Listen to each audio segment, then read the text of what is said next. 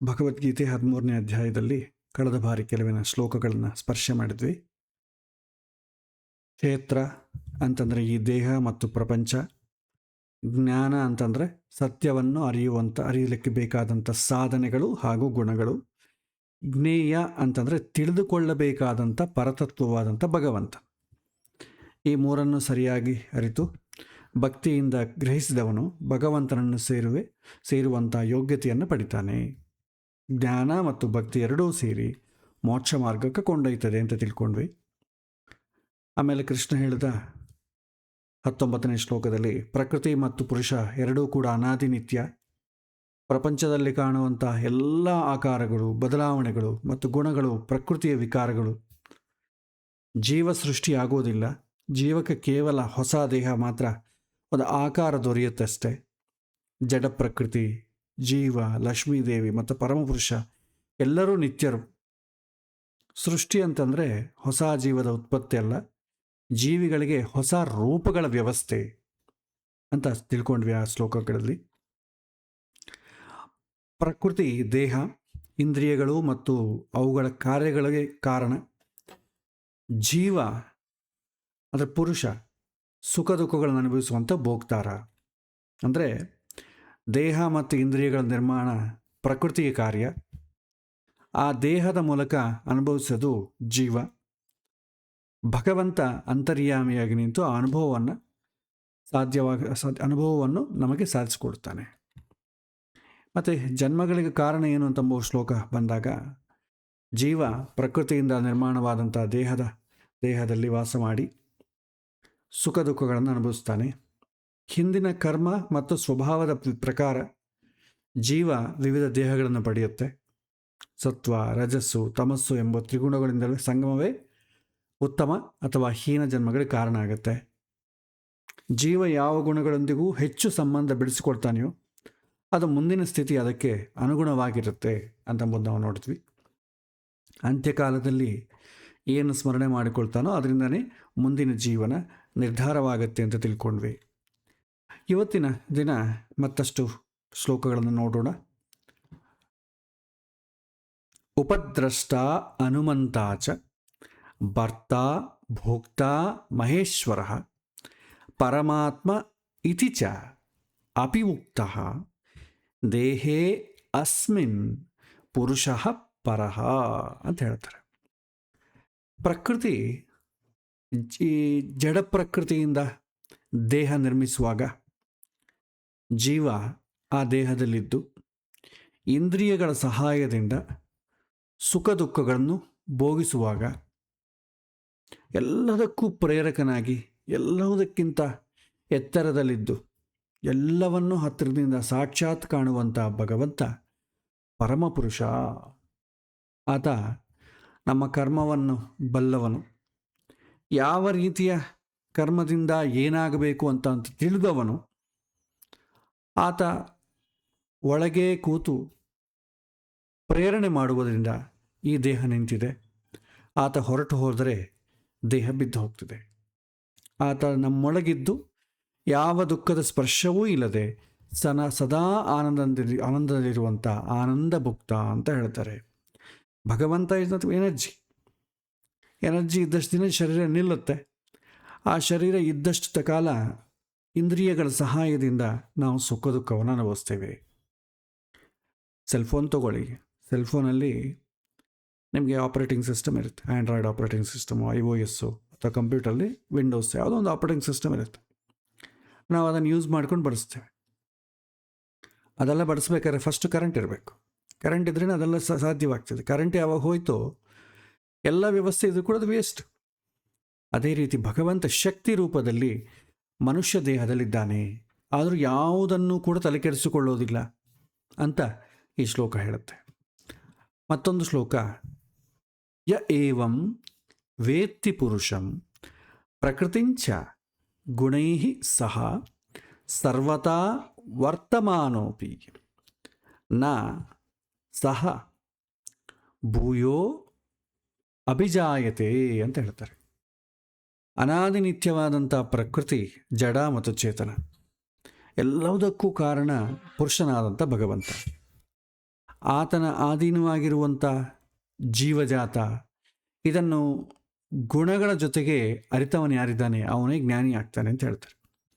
ಇಂತಹ ಜ್ಞಾನಿ ಬಾಹ್ಯವಾಗಿ ಹೇಗೆ ಕಾಣಿಸಿಕೊಂಡ್ರೂ ಕೂಡ ಸತ್ಯದ ಸಾಕ್ಷಾತ್ಕಾರದಿಂದ ಆತ ಮೋಕ್ಷವನ್ನು ತಲುಪ್ತಾನೆ. ಇಲ್ಲಿ ಬಾಹ್ಯ ಸಂಸ್ಕಾರಕ್ಕಿಂತ ಜ್ಞಾನ ಎಷ್ಟು ಮುಖ್ಯ ಅನ್ನೋದನ್ನು ಕೃಷ್ಣ ಮತ್ತೆ ಒತ್ತಿ ಹೇಳ್ತಾನೆ. ಮುಖವಾಡದ ಬದುಕಿನಿಂದ ಏನೂ ಉಪಯೋಗ ಇಲ್ಲ. ಅದಕ್ಕಿಂತ ಮಿಗಿಲಾದದ್ದು ಸತ್ಯದ ಸಾಕ್ಷಾತ್ಕಾರ, ಯಥಾರ್ಥವನ್ನು ತಿಳಿಯೋದು. ಸತ್ಯದ ಸಾಕ್ಷಾತ್ಕಾರವಾದಾಗ ತಾನಾಗಿಯೇ ಲೌಕಿಕ ಪ್ರಪಂಚ ಎಷ್ಟು ಅರ್ಥಹೀನ ಎನ್ನುವುದು ತಿಳಿಯುತ್ತೆ. ಸಾಕ್ಷಾತ್ಕಾರ ಅಂದರೆ ಏನು? ಯಥಾರ್ಥವಾಗಿ ತಿಳಿಯೋದು. ಒಂದು ಬೆಟ್ಟ ಇದೆ. ಒಂದು ಬೆಟ್ಟ ಒಂದೊಂದು ಮುಖದಿಂದ ನೋಡಿದ್ರೆ ಒಂದೊಂದು ಥರ ಕಾಣುತ್ತೆ. ಫ್ರಂಟ್ ವ್ಯೂಲ್ ಒಂಥರ ಇರುತ್ತೆ, ಟಾಪ್ ವ್ಯೂಲ್ ಒಂಥರ ಇರುತ್ತೆ, ಸೈಡ್ ವ್ಯೂ, ರೇರ್ ವ್ಯೂ, ಒಂದೊಂದು ಥರ ಇರುತ್ತೆ. ಈ ಎಲ್ಲ ಕಡೆ ಹೇಗಿದೆ ಅಂತ ನೋಡಿದವನೇ ನಿಜವಾಗಿ ಇದು ಬೆಟ್ಟ ಅಂತ ಕ್ಲಾರಿಟಿ ಕೊಡಬಲ್ಲ. ಕೇವಲ ಒಂದು ಸೈಡ್ ನೋಡ್ರೆ ಆಗಲ್ಲ. ಹಾಗೆ ಸಾಕ್ಷಾತ್ಕಾರ ಅಂತಂದರೆ ಎಲ್ಲ ಥರದಿಂದ ಯಥಾರ್ಥವಾಗಿ ತಿಳ್ಕೊಳ್ಳೋದನ್ನೇ ಸಾಕ್ಷಾತ್ಕಾರ ಅಂತ ಕರೀತಾರೆ. ಜ್ಞಾನಕ್ಕಿಂತ ಮಿಗಿಲಾದ ಇನ್ನೊಂದು ಪವಿತ್ರ ಸಾಧನೆ ಇಲ್ಲ ಅಂತ ಹೇಳ್ತಾರೆ. ಕರ್ಮಾನುಷ್ಠಾನದಲ್ಲಿ ಒಂದು ವೇಳೆ ಅಕಸ್ಮಾತಾಗಿ ಏನಾದರೂ ಚ್ಯುತಿಯಾದರೂ ಕೂಡ ಜ್ಞಾನ ಮಾರ್ಗದಲ್ಲಿ ಸಾಗುವವನಿಗೆ ಅದು ಬಾಧಕ ಆಗೋದಿಲ್ಲ. ಅಂಡರ್ಲೈನ್ ಮಾಡ್ಕೊಳ್ಳಿ.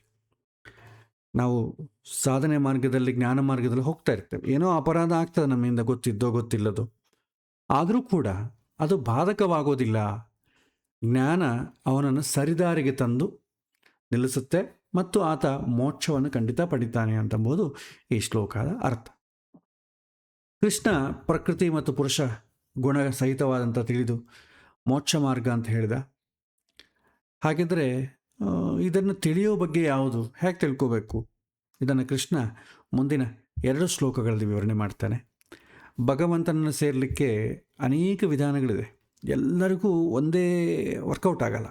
ಯಾಕೆಂತಂದರೆ ಒಬ್ಬರು ತಿಳಿದಂತೆ ಇನ್ನೊಬ್ಬರು ತಿಳಿದುಕೊಳ್ಳೋದು ಕಷ್ಟ. ಮತ್ತೊಂದು ಶ್ಲೋಕ ನೋಡಿದ್ರೆ, ಧ್ಯಾನೇನ ಆತ್ಮನಿ ಪಶ್ಯಂತಿ ಕೇಚಿತ್ ಆತ್ಮಾನಂ ಆತ್ಮನ ಅನ್ಯೇ ಸಾಂಖ್ಯೇನ ಯೋಗೇನ ಕರ್ಮಯೋಗೇನ ಚ ಅಪರೇ ಅಂತ ಹೇಳ್ತಾರೆ. ಸಾಧನೆ ಮಾಡೋದಕ್ಕೆ ಮೊದಲು ನಮಗೆ ಸಾಧನಾ ಶರೀರ ಬೇಕು. ಶರೀರ ಇದ್ರೇ ಸಾಧನೆ ಮಾಡಲಿಕ್ಕಾಗ್ತದೆ. ಈ ಮನುಷ್ಯ ಶರೀರ ಅಲ್ಲದೆ ಬೇರೆ ಯಾವ ಶರೀರ ಬಂದರೂ ಕೂಡ ಸಾಧನೆ ಮಾಡಲಿಕ್ಕೆ ಆಗೋದಿಲ್ಲ. ಬೇರೆ ಪ್ರಾಣಿಗಳಿಗೂ ಮನುಷ್ಯನಿಗೂ ಡಿಫ್ರೆನ್ಸ್ ಏನಂದರೆ, ಒಂದು ಕೈ, ಎರಡನೇದು ಬುದ್ಧಿ. ಈ ಎರಡೂ ಕೂಡ ಬೇರೆ ಪ್ರಾಣಿಗಳಿಗಿರಲ್ಲ. ಉಳಿದೆಲ್ಲ ಇರ್ತದೆ. ಅದಕ್ಕೂ ಬಯಕೆಗಳಿರ್ತವೆ, ಅದಕ್ಕೂ ಹಸಿವಾಗ್ತದೆ, ಪ್ರಕೃತಿಯ ವಿಕಾರಗಳು ಅದಕ್ಕೂ ಆಗ್ತವೆ. ಆದರೆ ಮನುಷ್ಯನಲ್ಲಿ ಒಂದು ಕೈ ಇದೆ, ಎರಡನೇದು ಬುದ್ಧಿ ಇದೆ. ಈ ಶರೀರ ಇದ್ದರೆ ಮಾತ್ರಲೇ ಸಾಧನೆ ಮಾಡಲಿಕ್ಕಾಗ್ತದೆ. ವಿವೇಕ, ವಿಚಕ್ಷಣೆ ಬೇಕು. ಒಂದು ವೇಳೆ ಹೀನ ಯೋನಿಯಲ್ಲಿ ಪೂರ್ಣತೆ ಪಡೆಯದಂಥ ಶರೀರದಲ್ಲಿ ಹುಟ್ಟಿ ಬಂದರೆ ಸಾಧನೆ ಅಸಾಧ್ಯ ಆಗ್ತದೆ. ಮೊದಲು ನಾವು ತಿಳ್ಕೊಳ್ಬೇಕಾದಂದರೆ ಮನುಷ್ಯರಾಗಬೇಕು. ಪೂರ್ಣತೆಯನ್ನು ಪಡೆದಂಥ ಶರೀರದಲ್ಲಿ ನೆಲೆಸುವಂಥ ಪುರುಷರಾಗಬೇಕು. ನಾವು ಅನಿತ್ಯ ಎಷ್ಟೋ ಜೀವಿಗಳನ್ನು ನೋಡ್ತಾ ಇರ್ತೇವೆ, ಹುಳಗಳನ್ನು ನೋಡ್ತಾ ಇರ್ತೇವೆ. ಅವುಗಳಿಗೆ ನಮ್ಮ ಥರ ಸಾಧನೆ ಮಾಡ್ಕೊಳ್ಳಿಕ್ಕೆ ಸಾಧ್ಯತೆ ಇಲ್ಲ. ಮನುಷ್ಯನಿಗೆ ಸಾಧ್ಯತೆ ಇದೆ. ಶಾಸ್ತ್ರದಲ್ಲಿ ಓದ್ತಾನೆ, ವೇದದಲ್ಲಿ ಹೇಳಿದಂಥದ್ದು ಭಗವಂತ ಏನು ಮಾಡಬೇಕು ಅಂತ ಅದೆಲ್ಲ ಕೇಳಿ ಅರ್ಥ ಮಾಡಿಕೊಂಡು ಮಾಡಲಿಕ್ಕೆ ಅವಕಾಶ ಕೂಡ ಉಂಟು. ಬೇರೆ ಪ್ರಾಣಿಗಳಿಗಿಲ್ಲ. ಬೇರೆ ಪ್ರಾಣಿಗಳಿಗೆಲ್ಲ ಒಂದೇ ಧರ್ಮ, ಪಶು ಧರ್ಮ ಅಂತಾರೆ. ಅದು ಯಾವ ಥರ ಮಾಡಿದರೂ ಅದಕ್ಕಿಂತ ದೋಷ ಬರಲ್ಲ. ಬಟ್ ಮನುಷ್ಯನಿಗೆ ಮಾತ್ರ ಬುದ್ಧಿ ಕೊಟ್ಟಿರೋದ್ರಿಂದ ವಿಚಕ್ಷಣೆಯಿಂದ ಅದನ್ನು ಉಪಯೋಗಿಸಿ ಮಾಡಬೇಕು. ಇಲ್ಲಾಂದರೆ ಪಾಪ ಪುಣ್ಯಗಳು ಹುಡ್ತವೆ. ಅದಕ್ಕೆ ಹೇಳ್ತಾರಲ್ಲ, ಮಾನವ ಜನ್ಮ ದೊಡ್ಡದು, ಅದನ್ನು ಹಾಳು ಮಾಡ್ಕೋಬೇಡ್ರಿ ಅಂತ ಹೇಳ್ತಾರಲ್ಲ. ಇದನ್ನೇ ದಾಸರು ಹೇಳ್ತಾರೆ. ಸಾಧನೆಗೆ ಬೇಕಾದಂಥ ಸಾಧನಾ ಶರೀರ ಇಲ್ಲದಿದ್ದರೆ ಯಾವ ಸಾಧನೆಯೂ ಸಾಧ್ಯ ಇಲ್ಲ. ಇದು ನಮಗೆ ಗೊತ್ತಿದ್ದಂಥ ವಿಚಾರ, ಹೊಸದೇನಿಲ್ಲ. ಕೆಲವರು ತಮ್ಮ ಸ್ವರೂಪಯೋಗ್ಯತೆಯಿಂದ ಮತ್ತು ಭಗವದ್ ಅನುಗ್ರಹದಿಂದ ಜನ್ಮತಃ ಜ್ಞಾನ ಪಡೆದೇ ಹುಡ್ತಾರೆ. ಜನ್ಮತಃ ಜ್ಞಾನ ಪಡೆದ ಅಂತಂದ ಅರ್ಥ ಏನು? ಹಿಂದಿನ ಜನ್ಮದಲ್ಲಿ ಸಾಕಷ್ಟು ಸಾಧನೆ ಮಾಡಿದ್ದಾನೆ ಅಂತ ಅರ್ಥ. ಒಂದೇ ಸಲ ಯಾರೂ ಜ್ಞಾನದ ಹೆಚ್ಚೆ ಹೋಗೋಕ್ಕಾಗಲ್ಲ. ಸ್ಟೆಪ್ ಬೈ ಸ್ಟೆಪ್ ಒಂದೊಂದು ಕ್ಲಾಸನ್ನು ನಾವು ಒಂದೊಂದು ಮೆಟ್ಲಾಗಿ ಹೆಚ್ಚಿದಂಗೆ ಇದು ಹತ್ತಬೇಕಾಗ್ತದೆ. ಇವರಿಗೆ ಜ್ಞಾನ ನಿಚ್ಚಳ. ಇಂಥವರು ತಮ್ಮ ಜೀವಯೋಗ್ಯತೆಯಿಂದ ತಮ್ಮ ಜೀವ ಸ್ವರೂಪದೊಳಗೆ ಬಿಂಬರೂಪಿಯಾದಂಥ ಭಗವಂತನನ್ನು ಕಾಣಬಲ್ಲರು. ಅದು ಅನೇಕ ಜನ್ಮಗಳ ಸಾಧನೆಯಿಂದ ಬರ್ತಕ್ಕಂಥದ್ದು. ಇಂಥವರು ಯಾವುದೇ ಅಧ್ಯಯನ ಮಾಡದೆ ಸದಾ ಭಗವಂತನನ್ನು ಅಂತರಂಗದಲ್ಲಿ ಕಾಣ್ತಾ ಭಗವಂತನನ್ನು ಸೇರ್ತಾರೆ. ಈ ಕಾಲದಲ್ಲಿ ಇವತ್ತಿನ ಭಾಳ ಜನ ಎಲ್ಲ ಓದ್ಕೊಂಡಿರೋದಿಲ್ಲ, ಆದರೆ ತುಂಬ ಬುದ್ಧಿವಂತಿಕೆ ಇರುತ್ತೆ, ಭಗವಂತನ ಬಗ್ಗೆ ತುಂಬ ಜ್ಞಾನ ಇರುತ್ತೆ. ಬಟ್ ನಾವು ಯಾವ ಶಾಸ್ತ್ರವನ್ನು ವೇದವನ್ನು ಶಾಲೆಯಲ್ಲೂ ಓದಿಕೊಂಡವರಲ್ಲ. ಈ ಜನ್ಮದಲ್ಲಿ ಓದಿಕೊಂಡಿಲ್ಲ. ಹಿಂದಿನ ಜನ್ಮದಲ್ಲಿ ಇದ್ದಂಥ ಸಂಸ್ಕಾರ ಈ ಜನ್ಮಕ್ಕೆ ಕ್ಯಾರಿ ಫಾರ್ವರ್ಡ್ ಆಗುತ್ತೆ. ಹಾಗೆ ಬ್ರಹ್ಮಾದಿ ಸಕಲ ದೇವತೆಗಳು ದೇವಾಂಶ ಸಂಭೂತರು ಈ ರೀತಿ ಕಣ್ಮುಚ್ಚಿ ಭಗವಂತನನ್ನು ಕಾಣಬಲ್ಲರು, ಕಂಡು ಆತನನ್ನು ಸೇರಬಲ್ಲರು. ಕೆಲವರು ಶುದ್ಧ ಆತ್ಮತತ್ವ ವಿಜ್ಞಾನದಿಂದ ಮೊದಲು ಭಗವಂತನನ್ನು ತಿಳಿತಾರೆ. ಜೀವವನ್ನು ಪರಮಾತ್ಮನನ್ನು ತಿಳಿಯೋದೇ ಸಾಂಖ್ಯಯೋಗ ಅಂತ ತತ್ವ ತಿಳ್ಕೊಡೋದು. ಈ ರೀತಿ ಜ್ಞಾನ ಗಳಿಸಿ, ಜ್ಞಾನ ಸ್ಫುರಣವನ್ನು ಗಳಿಸಿ ಧ್ಯಾನದ ಮೂಲಕ ಇವರು ಭಗವಂತನನ್ನು ಕಂಡು ಭಗವಂತನನ್ನು ಸೇರ್ತಾರೆ. ಇನ್ನು ಕೆಲವರು ಇರ್ತಾರೆ, ಅವರು ತಮ್ಮ ನಿರಂತರ ಕರ್ಮಾನುಷ್ಠಾನದಿಂದ ದೇಹ ಶುದ್ಧಿ ಸಾಧಿಸಿ ಅದರಿಂದ ಭಗವಂತನ ಒಲಗಿಮೆ ಪಾತ್ರರಾಗಿ ಜ್ಞಾನಿಗಳನಿಸಿ ಧ್ಯಾನದಲ್ಲಿ ಭಗವಂತನನ್ನು ಕಂಡು ಭಗವಂತನನ್ನು ಸೇರ್ತಾರೆ. ಸೊ 2 ಮಾರ್ಗ ಹೇಳ್ತಾರೆ, ಒಂದು ಜ್ಞಾನ ಮಾರ್ಗ, ಒಂದು ಕರ್ಮ ಮಾರ್ಗ. ಹಿಂದಿನ 3ನೇ ಅಧ್ಯಾಯ 4ನೇ ಅಧ್ಯಾಯದಲ್ಲಿ ನಾವು ಇದೇ ನೋಡ್ತೀವಿ. 2ನೇ ಅಧ್ಯಾಯ ಜ್ಞಾನ ಮುಖ್ಯ ಅಂತ ಹೇಳುತ್ತೆ. 3ನೇ ಅಧ್ಯಾಯ ಜ್ಞಾನ ಯಾಕೆ ಬೇಕು, ಕರ್ಮ ಮಾಡಲಿಕ್ಕೆ ಅಲ್ವಾ. ಸೊ ಕರ್ಮಕ್ಕೆ ಕಡೆ ಒತ್ತು ಕೊಟ್ಟು ಹೇಳ್ತಾರೆ. 4ನೇ ಅಧ್ಯಾಯದಲ್ಲಿ ಜ್ಞಾನ ಕರ್ಮ ಎರಡರ ಸಾಮರಸ್ಯ, ಒಂದಕ್ಕೊಂದು ಪೂರಕ, ಒಂದನ್ನು ಒಂದು ಬೆಳೆಸಿಕೊಳ್ಳಿಕ್ಕೆ ಎರಡೂ ಬೇಕು. ಕರ್ಮ ಮಾಡದೆ ಜ್ಞಾನ ಸಾಧ್ಯ ಆಗೋದಿಲ್ಲ, ವೃದ್ಧಿ ಆಗೋದಿಲ್ಲ. ಜ್ಞಾನ ಇಲ್ಲದೆ ಕರ್ಮ ವೃದ್ಧಿ ಆಗೋದಿಲ್ಲ. ಯಾಕೆಂದರೆ ಒಂದು ಕರ್ಮ ಒಳ್ಳೇದು ಮಾಡಬೇಕಂತ ಅಂದ್ಕೊಳ್ಳಿ, ಫಸ್ಟ್ ಹೇಗೆ ಮಾಡಬೇಕು ತಿಳ್ಕೊಬೇಕಲ್ಲ. ಸರ್ ಹೇಗೆ ಮಾಡಿಕೊಂಡು ತಿಳ್ಕೊಂಡ್ರೆ ಆಯಿತಾ, ಮಾಡಬೇಕಲ್ಲ. ಮಾಡಿದ್ರೆ ತಾನೇ ಅದಕ್ಕೆ ಬರಬೇಕಾದಂಥ ಮುಂದಿನ ಪುಣ್ಯವೋ ಪಾಪವೋ ಸಂಸ್ಕಾರ ವೃದ್ಧಿಯೋ ಏನೋ ಒಂದು ಆಗ್ತದೆ. ಸೊ ಕೇವಲ ತಿಳ್ಕೊಂಡ್ರೂ ಪ್ರಯೋಜನ ಇಲ್ಲ, ಕೇವಲ ಮಾಡ್ತಾ ಇದ್ರೂ ಪ್ರಯೋಜನ ಇಲ್ಲ. ಎರಡೂ ಮುಖ್ಯ, ಒಂದಕ್ಕೊಂದು ಪೂರಕ ಅಂತ ನಾವು ತಿಳ್ಕೊಂಡ್ವಿ. ಇಲ್ಲಿ ಅದೇ ವಿಚಾರವನ್ನು ಹೇಳ್ತಾರೆ. ಕೆಲವರು ಜ್ಞಾನ ಗಳಿಸದೇ ಇದ್ದರೂ ಕೂಡ ಅನುಷ್ಠಾನವನ್ನು ಮಾಡ್ತಾರೆ, ಕರ್ಮಾನುಷ್ಠಾನ ಮಾಡ್ತಾರೆ. ಆ ಕರ್ಮಾನುಷ್ಠಾನ ಯಾವುದಕ್ಕೋಸ್ಕರ, ದೇಹ ಶುದ್ಧಿ ಸಾಧಿಸ್ತಾರೆ. ಬಹಳ ಜನಕ್ಕೆ ನೋಡಿ ಏಕಾದಶಿ ಬಗ್ಗೆ ಏನು ಗೊತ್ತಿರಲ್ಲ, ಆದರೆ ಏಕಾದಶಿ ವ್ರತ ಮಾಡ್ತಾರೆ. ಜಪದ ಬಗ್ಗೆ ಏನು ಗೊತ್ತಿರಲ್ಲ, ಆದರೂ ಜಪ ಮಾಡ್ತಾರೆ.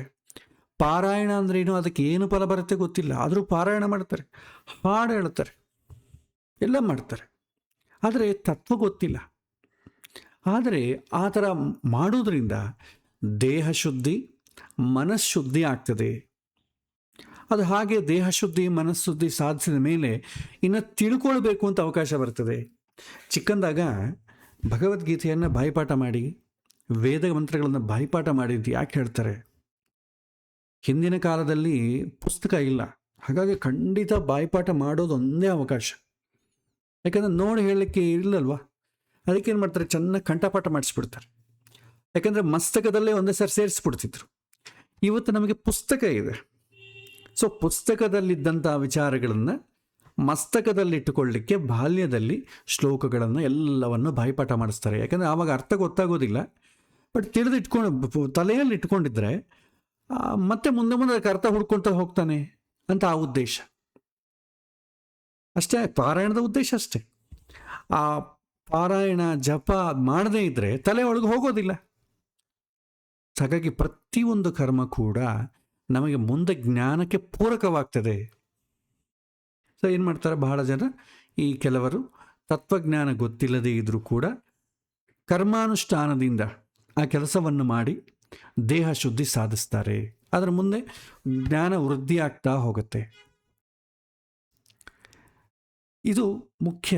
ಯಾಕೆಂದರೆ ಈ ದೇಹ ಶುದ್ಧಿ ಸಾಧಿಸಿ ಮುಂದೆ ಹೋಗ್ತಾ ಇದ್ರೇ ಎಂದೋ ಒಂದಿನ ಬರ್ತೆ ನಾವು ಜ್ಞಾನಿಗಳಾಗಿ ತಿಳ್ಕೊಳ್ಳಿಕ್ಕೆ ಅವಕಾಶ ಉಂಟು. ಯಾಕೆಂದರೆ ಹೇಳಿದ್ನಲ್ಲ, ಒಂದೊಂದು ಜನ್ಮ ಒಂದೊಂದು ಕ್ಲಾಸ್ ಇದ್ದಂಗೆ.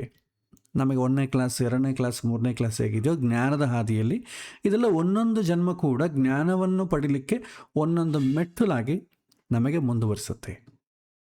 ಮತ್ತೊಂದು ಶ್ಲೋಕ, ಅನ್ಯೇತು ಏವಂ ಅಜಾನಂತಃ ಶ್ರುತ್ವಾ ಅನ್ಯೇಭ್ಯಃ ಉಪಾಸತೆ ತೇ ಅಪಿ ಚ ಅತಿತರಂತಿ ಏವ ಮೃತ್ಯುಂ ಶ್ರುತಿಪರಾಯಣಾಃ ಅಂತ ಹೇಳ್ತಾರೆ. ಜನಸಾಮಾನ್ಯರು ಮೇಲಿನ ಯಾವ ವಿಧದಲ್ಲೂ ಸಾಧನೆ ಮಾಡಲಿಕ್ಕಾಗದೇ ಇದ್ದವರು ಇನ್ನೊಬ್ಬರಿಂದ ತಿಳಿದು ಸಾಧನೆ ಮಾಡೋದಕ್ಕೆ ಮೊದಲು ಮೆಟ್ಟಲನ್ನು ಹತ್ತಬಲ್ಲರು. ಇದು ಸಾಧನೆ ಮಾರ್ಗದಲ್ಲಿ ಅತ್ಯಂತ ಕೆಳಮಟ್ಟದಲ್ಲಾದರೂ ಕೂಡ ಇವರು ನಿರಂತರ ಶ್ರವಣ ಮನನ ನಿಧಿಧ್ಯಾನದಿಂದ ಅಹಂಕಾರ ಇಲ್ಲದೆ ಜ್ಞಾನ ಸಂಪಾದಿಸಿ ಆ ಜ್ಞಾನದಿಂದ ಧ್ಯಾನದಲ್ಲಿ ಭಗವಂತನನ್ನು ಕಾಣಬಲ್ಲರು. ಇದು ಸಾಮಾನ್ಯ ಮನುಷ್ಯರಿಗೆ ಕೃಷ್ಣ ತೋರಿಸಿದಂಥ ಮಾರ್ಗ. ಹೀಗೆ ಇವರು ಶ್ರವಣ ಮತ್ತು ಉಪಾಸನೆಯಿಂದ ಮೃತ್ಯುವನ್ನು ಗೆದ್ದು ಭಗವಂತನನ್ನು ಸೇರಬಲ್ಲರು. ನಮಗೆ ಜ್ಞಾನಕ್ಕೆ ಭಗವಂತ ಬುದ್ಧಿ ಕೊಟ್ಟಿದ್ದಾನಲ್ಲ, ಆ ಭಗವಂತ ಬುದ್ಧಿ ಕೊಟ್ಟ ಮೇಲೆ ನಮಗೆ ಅದಕ್ಕೆ ವ್ಯವಸ್ಥೆ ಕೂಡ ಕೊಟ್ಟಿದ್ದಾನೆ. ಯಾಕಂದರೆ ಕೇವಲ ಬುದ್ಧಿ ಕೊಟ್ಟು ಅದು ಕೆಲಸ ಮಾಡಬೇಕಂತಂದ್ರೆ ಅದಕ್ಕೆ ಇನ್ಫಾರ್ಮೇಷನ್ ಕೊಡಬೇಕಲ್ಲ.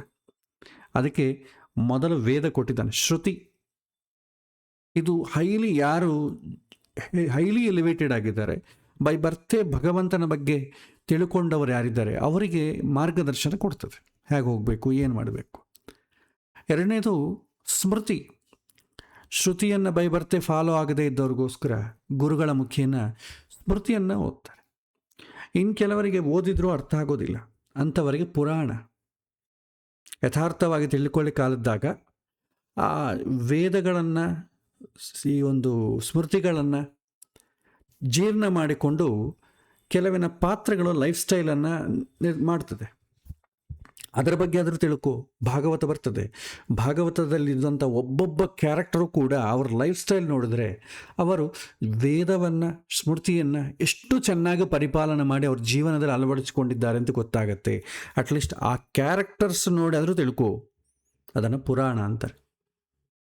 ಇಲ್ಲ, ಪುರಾಣ ಓದಲಿಕ್ಕೂ ನಮಗೆ ಅರ್ಥ, ಒಂದು ವೇಳೆ ಓದಿದ್ರೂ ನಮಗೆ ಅರ್ಥ ಆಗೋದಿಲ್ಲ, ಒಂದೊಂದಕ್ಕೂ ಒಂದೊಂದು ಥರ ಇರ್ತದೆ. ಅಟ್ಲೀಸ್ಟ್ ಶಿಷ್ಟಾಚಾರ ನಿನಗೇನು ಅರ್ಥ ಆಗಲಿಲ್ವಾ, ತಿಳಿದವರು ಯಾರಿದ್ದಾರೆ, ಆ ಪುರಾಣಗಳನ್ನು ವೇದಗಳನ್ನು ಓದಿ ಯಾರು ಜೀವನ ಮಾಡ್ತಾ ಇದ್ದಾರೆ, ಅವ್ರ ಲೈಫ್ ಸ್ಟೈಲ್ ಹೇಗೆ ಮಾಡ್ತಿದ್ರು ಹಾಗಂತ ಅನುಕರಣೆ ಮಾಡು. ಅವ್ರು ಯಾವ ಹಾದಿಯಲ್ಲಿ ಹೋಗ್ತಾರೋ ಅದೇ ಹಾದಿಯಲ್ಲಿ ಹೆಜ್ಜೆ ಹಾಕ್ಕೊಳ್ತಾ ಹೋಗು. ನಿನಗೇನು ಅರ್ಥ ಆಗಲಾದ್ರೂ ಪರವಾಗಿಲ್ಲ. ಇದನ್ನು ಕೆಳಮಟ್ಟದ್ದು ಅಂತ ಹೇಳ್ತಾರೆ.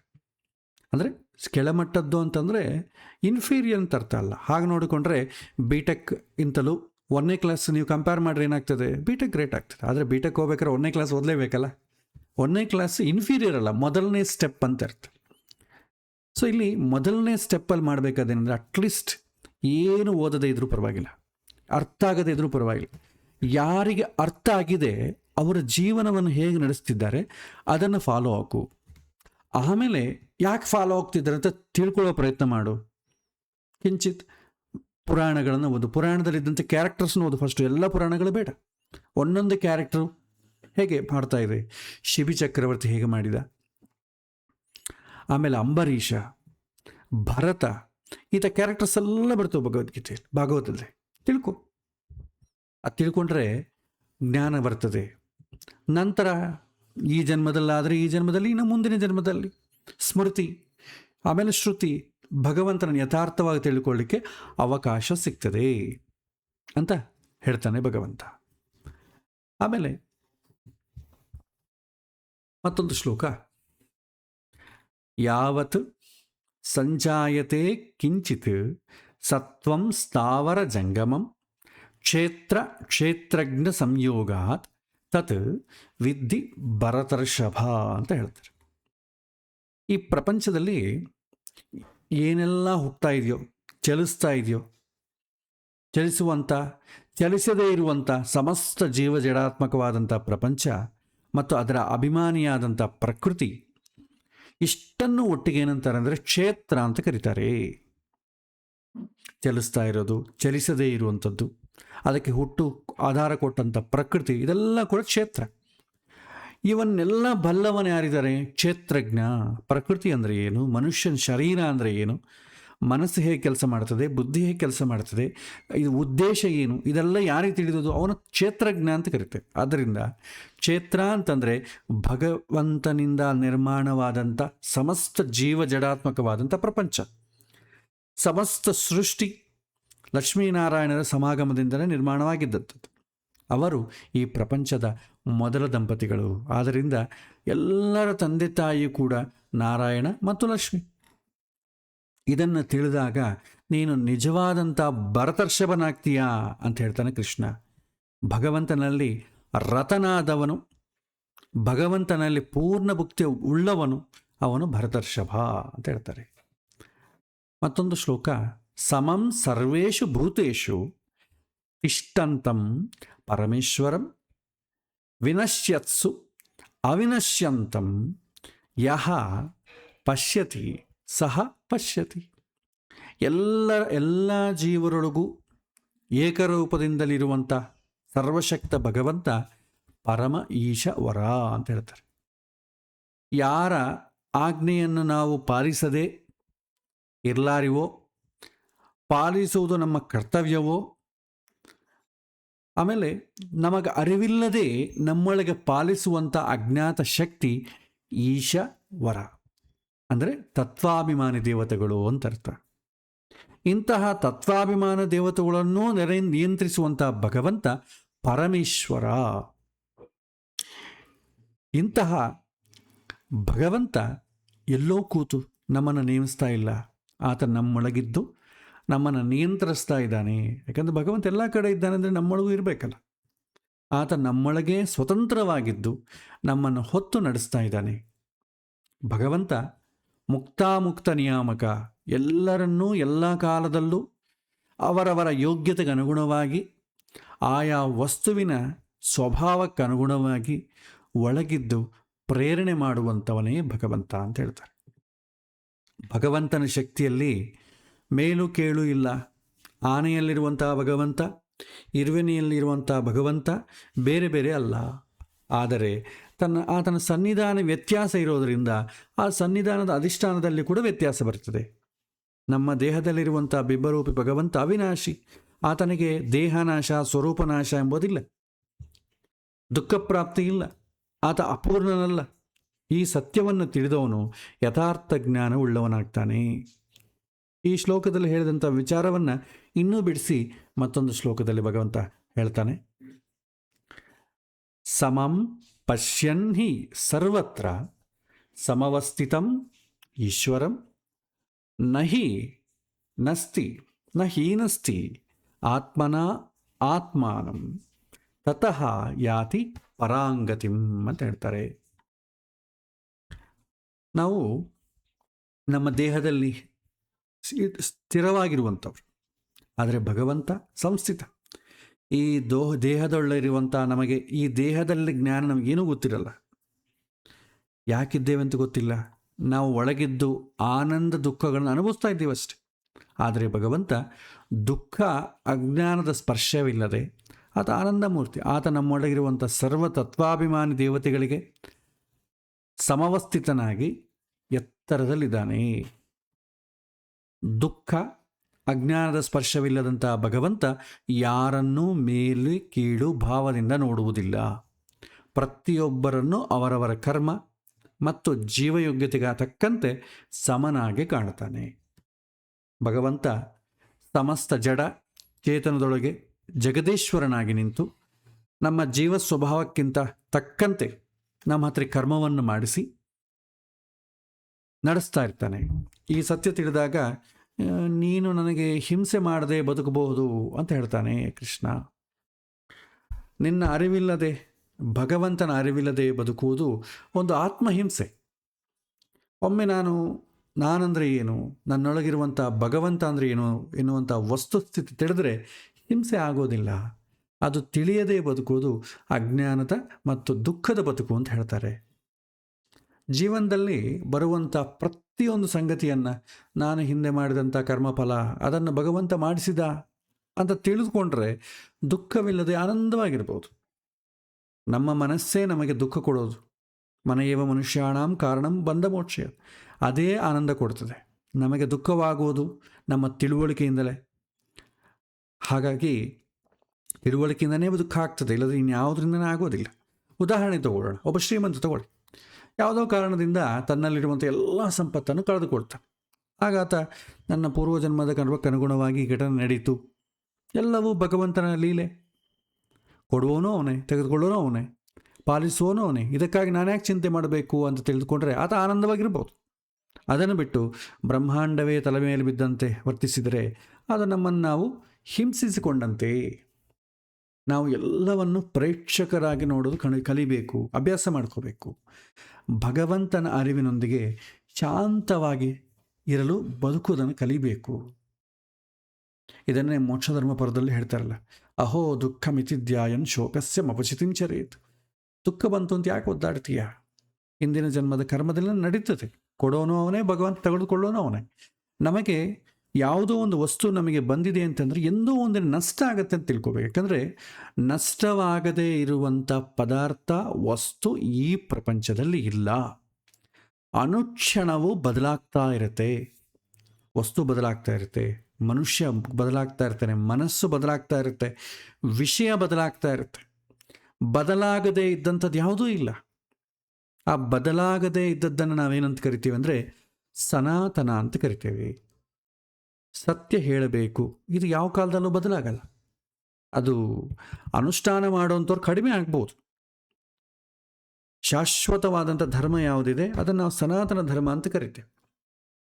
ಆದರೆ ಪ್ರತಿಯೊಂದು ಕೂಡ ನಮ್ಮನ್ನು ಬಿಟ್ಟು ಹೋಗ್ತದೆ. ನಾವು ಗಳಿಸಿದ ಹಣ ಎಂದೋ ಒಂದನ್ನು ಬಿಟ್ಟು ಹೋಗ್ತದೆ. ನಾವು ಸಂಪಾದಿಸಿಕೊಂಡಂಥ ಗಂಡ, ಹೆಂಡತಿ, ತಂದೆ, ತಾಯಿ, ಮಕ್ಕಳು ಎಲ್ಲ ಒಂದಿನ ಬಿಟ್ಟು ಹೋಗ್ತಾರೆ. ಸಂಪತ್ತು ಎಲ್ಲ ನಾಶ ಆಗ್ತದೆ. ದುಃಖ ಯಾಕೆ ಪಡ್ತಿ? ಯಾಕೆಂದರೆ ನಮಗೆ ಮುಂಚೆನೇ ಗೊತ್ತಿರಬೇಕು ಅದು ಇರೋದಲ್ಲ, ಹೋಗೋದು ಅಂತೇಳಿ. ಅದು ಗೊತ್ತಿಲ್ಲದೆ, ಅರಿವಿಲ್ಲದೆ ಇದ್ದಾಗ ಏನಾಗುತ್ತೆ? ದುಃಖ ಆಗ್ತದೆ, ಹೋಯ್ತಲ್ಲ ಅಂತ. ಹಾಗಾಗಿ ನಾವು ಯಥಾರ್ಥವನ್ನು ಅರ್ಥ ಮಾಡಿಕೊಂಡಾಗ ಯಾರಿಗೂ ಅವನಿಗೂ ಹಿಂಸೆ ಆಗಲ್ಲ, ಒಳಗಿದ್ದಂಥ ಭಗವಂತನಿಗೂ ಹಿಂಸೆ ಆಗಲ್ಲ. ಭಗವಂತನ ಚಿಂತೆಯ ಇನ್ನೊಂದು ಅನುಸಂಧಾನವನ್ನು ಕೃಷ್ಣ ಮುಂದಿನ ಶ್ಲೋಕದಲ್ಲಿ ನಮ್ಮ ಮುಂದಿಡ್ತಾನೆ. ಎಚ್ಚರಿಕೆಯಿಂದ ಈ ಶ್ಲೋಕವನ್ನು ನಾವು ನೋಡಿದರೆ ನಮಗೆ ಸತ್ಯ ಗೊತ್ತಾಗ್ತದೆ. ನಮ್ಮಲ್ಲಿ ಎಲ್ಲರಲ್ಲೂ ಇರುವಂಥ ಒಂದೇ ಒಂದು ಪ್ರಶ್ನೆ ಇದೆ. ಕ್ರಿಯೆಯನ್ನು ನಾನು ಮಾಡಿದೆ, ನಾನೇ ಮಾಡ್ತೀನ ಅಥವಾ ನನ್ನಿಂದ ಭಗವಂತ ಮಾಡಿಸೋದಾ? ಭಾಳ ಜನಕ್ಕೆ ಬರುವಂಥ ಕೃಷ್ಣ. ಕೆಲಸವನ್ನು ಕ್ರಿಯೆ ಅಂದರೆ ಕೆಲಸ. ನಾನೇನು ಮಾಡ್ತಾ ಇಲ್ಲ, ನನ್ನಿಂದ ಭಗವಂತ ಮಾಡಿಸ್ತಾ ಇದ್ದಾನೆ, ಶಿಕ್ಷೆ ನನಗೆ ಯಾಕೆ? ಭಗವಂತನೇ ಮಾಡಿಸೋದಾದರೆ ಯಾಕೆ ನನ್ನಿಂದ ಕೆಟ್ಟ ಕೆಲಸವನ್ನು ಮಾಡಿಸ್ಬೇಕು? ಒಳ್ಳೆ ಕೆಲಸವನ್ನೇ ಮಾಡಿಸ್ಬೋದಲ್ಲ. ಇದು ನಮಗೆ ಭಗವದ್ಗೀತೆಯಲ್ಲಿ 5ನೇ ಅಧ್ಯಾಯದ 14 ಶ್ಲೋಕದ ಅರ್ಥ ಕೂಡ ಇದೆ. ಈ ಪ್ರಶ್ನೆಗೆ ಕೃಷ್ಣ ಈ ಶ್ಲೋಕದಲ್ಲಿ ಅಡಕವಾಗಿ ಉತ್ತರ ಕೊಡ್ತಾನೆ. ನೋಡೋಣ. ಪ್ರಕೃತ್ಯ ಏವಚ ಕರ್ಮಾಣಿ ಕ್ರಿಯಮಾಣಾನಿ ಸರ್ವಶಃ ಯಹ ಪಶ್ಯತಿ ತಥಾ ಆತ್ಮಾನಂ ಅಕರ್ತಾರಂ ಸಹ ಪಶ್ಯತಿ. ಕೃಷ್ಣ ಹೇಳ್ತಾನೆ, ಯಾರಿಗೆ ನಾನು ಮಾಡ್ತಾ ಇಲ್ಲ ಅಂತ ಗೊತ್ತಿದೆಯೋ ಅವನು ತಿಳಿದವನು ಅಂತ ಹೇಳ್ತಾರೆ. ನಾನೇನೂ ಮಾಡ್ತಾ ಇಲ್ಲ ಅಂತ ಯಾರಿಗೆ ಗೊತ್ತಿದೆ ಅವನೇ ಜ್ಞಾನಿ. ಆದ್ದರಿಂದ ಮೊದಲು ನಾವು ನಾನು ಮಾಡ್ತಾ ಇದ್ದೇನೆ ಎನ್ನುವಂಥ ಅಹಂಕಾರವನ್ನು ಬಿಡಬೇಕು ಅಂತ ಹೇಳ್ತಾರೆ. ನಾನು ಮಾಡುತ್ತಿದ್ದೇನೆ ಎನ್ನುವುದು ಕೇವಲ ವ್ಯಾವಹಾರಿಕ ಸತ್ಯವೇ ಹೊರತು ಪಾರಮಾರ್ಥಿಕ ಸತ್ಯ ಅಲ್ಲ. ಉದಾಹರಣೆಗೆ ನಾನು ಮಾತಾಡ್ತಾ ಇದ್ದೇನೆ. ಇಲ್ಲಿ ನಾನು ಮಾತಾಡಬೇಕಾದ್ರೆ ಮೊದಲು ನಾನು ಮೂಗನಾಗಿರಬಾರ್ದಲ್ವ? ನನಗೆ ಮಾತು ಬರಬೇಕಾದ್ರೆ ಮೊದಲು ಮೂಗನಾಗಿರಬಾರ್ದು. ಅದಕ್ಕೆ ಸರಿಯಾದಂಥ ಅಂಗಾಂಗ ಇರಬೇಕು. ಮನುಷ್ಯನ ಶರೀರ ಬೇಕು ಮಾತಾಡಬೇಕಾದ್ರೆ.